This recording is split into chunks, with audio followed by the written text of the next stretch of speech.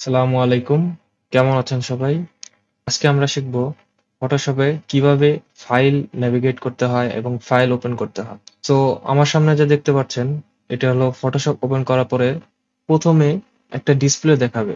তো আপনার ডিসপ্লে আর আমার ডিসপ্লে এরকম না হলে ভয় পাওয়ার কিছুই নেই। সো ১ম এ ফাইল ওপেন করতে হলে আপনি এখান থেকে যেকোনো ফাইল ড্রপ করে ওপেন করতে পারেন, অথবা সহজভাবে যদি ওপেন করতে হয় তো ওপেন বাটনে ক্লিক করে যে ফাইলটি ওপেন করবেন সে ফাইলটিতে যেতে হবে এবং ওপেনে ক্লিক করতে হবে। এভাবে ওপেন হয়ে যাবে আপনার যে ফাইলটি নিয়ে কাজ করবেন সে ফাইলটি। সো এখন দেখি কিভাবে এই ফাইলটি ক্লোজ করতে হয়। আপনি এখানে ক্রস বাটন ক্লিক করলে এটি ক্লোজ হয়ে যাবে। আবার ওপেন করি, অথবা ফাইল থেকে ক্লোজে যদি ক্লিক করেন তাহলে এই ফাইলটি ক্লোজ হয়ে যাবে। এখানে দেখতে পাচ্ছেন একটু আগে যে স্ক্রিনটি ছিল এখন ওটি চেঞ্জ হয়ে গেছে। আর এখানে আপনি যতগুলো ফাইলে কাজ করবেন সবগুলো ফাইলই এখানে দেখানো থাকবে। যেমন আমরা একটু আগে এই ফাইলটি ওপেন করেছিলাম। তো রিসেন্ট ফাইলে দেখাচ্ছে যে এই ফাইলটি ৩১ সেকেন্ড আগে ওপেন করা হয়েছে। এটির ভিউ চেঞ্জ করতে পারেন এখান থেকে। যেমন লিস্টেড ভিউ দেখাবে অথবা থাম্বনেল ভিউ দেখাবে।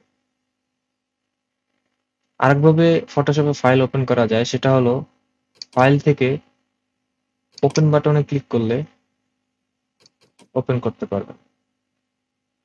আচ্ছা, এটা ক্লোজ করে দিই। এখন চলুন দেখা যাক আমাদের এই ডিসপ্লেটা কিভাবে চেঞ্জ করা যায়।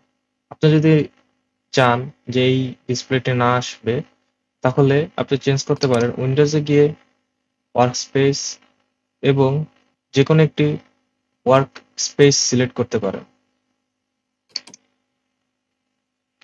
চলে আসলো। এখন চলুন দেখা যাক কিভাবে আপনি স্টার্ট স্ক্রিনটা পুরোপুরি বন্ধ করে দিতে পারেন। তো তার জন্য আপনার এডিট থেকে প্রেফারেন্সে যাওয়া লাগবে,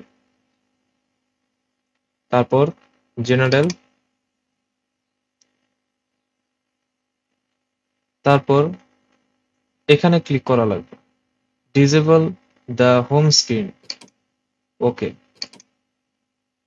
এখন আমরা যখনই ফটোশপ ওপেন করব তখন আমাদের আর হোম স্ক্রিন আসবে না। তো আমি চাই আমার হোম স্ক্রিনটা আসুক, এজন্য আমি যেভাবে ছিল সেভাবেই রেখে দেব।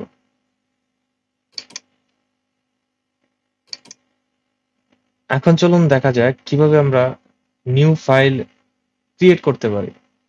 তো তার জন্য নিউ ফাইলে ক্রিয়েট নিউ ক্লিক করতে পারেন, অথবা ফাইল নিউতে ক্লিক করতে পারেন।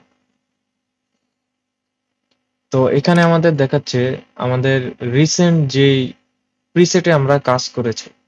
তাছাড়াও এখানে আরো আছে photo, print, art illustrator, web, mobile, file and video.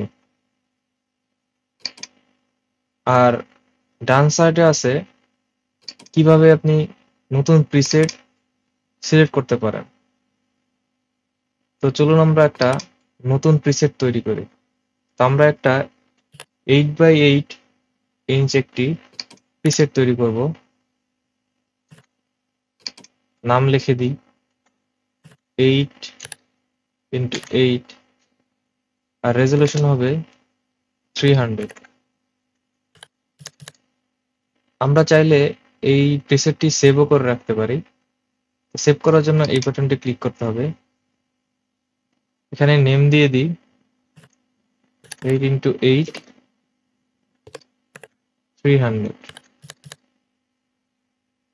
Save preset. এই যে আমাদের সেভ প্রিসেট, আমরা যে প্রিসেটটি সেভ করেছিলাম তা এখানে দেখাচ্ছে। তো ক্রিয়েট বাটন ক্লিক করলেই এই প্রিসেটটি তৈরি হয়ে গেল।